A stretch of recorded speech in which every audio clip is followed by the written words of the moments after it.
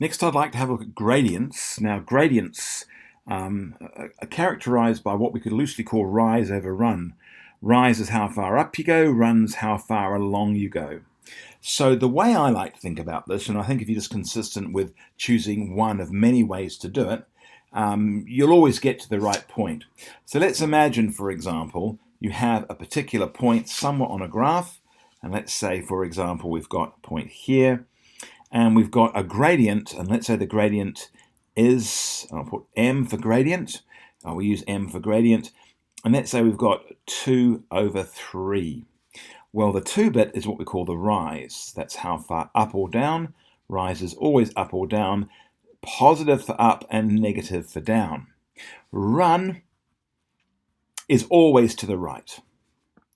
Now, you can do it differently than this, by the way. You can do run left or right, but if you go run always to the right and rise up or down, positive or negative, then you're always going to arrive in the right place. In this case, I've got a starting point here.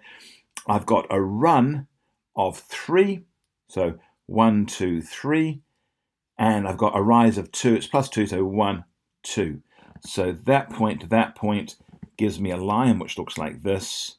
We're just going to draw from that line to that line, and that is a gradient value of 2/3. Now, it didn't matter whether I moved to the right first, then up, or moved up then to the right. For example, I could go 2 up, 1, 2, and then 3 to the right, 1, 2, 3, and I'd end up in exactly the same place.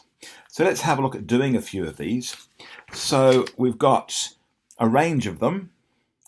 Let's have a look. Let's start with some of these. Now, really the fraction ones are very, very simple. This is just going to be 2 along, 1, I'll draw them like this actually, 1, 2, and then 1 up. So 1 up. And there is my gradient of 1/2. Gradient of 3 over 2, we're going to go 3 up. I'll start here, we're going to go 3 up. It doesn't matter if I go up first or along first. I'm going to go 3 up and then 2 along. So 1, 2, and there's my gradient of 3 over 2. You can just draw right through, it doesn't really matter. Now, if you've got an integer like a 2 or 5 or something like that, then this is really, we can write that as a fraction, and you should write it as a fraction. 2 can be just written as 2 over 1. Here's a 1. 1 can be written as 1 over 1. Here's a 4. 4 can be written as 4 over 1. I've got a negative 3. That can be written as negative 3 over 1. So let's just try this one here. So we're going to go 1 along. That's our run. We're going to go start here. We're going to go 1 along. And we're going to go 3 down. So 1, 2, 3. There it is. And there, oops, that's not very good. There is our gradient of m is negative 3. What about a gradient of negative 2 over 3?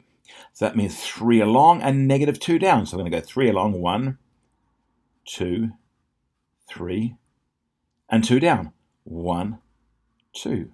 So there's my gradient there of negative 2 over 3. That's my m value. And that's how we do gradients. 4 over 1 is going to be 1 along. We'll start here, go 1 along, and 4 up. 1, 2, 3, 4.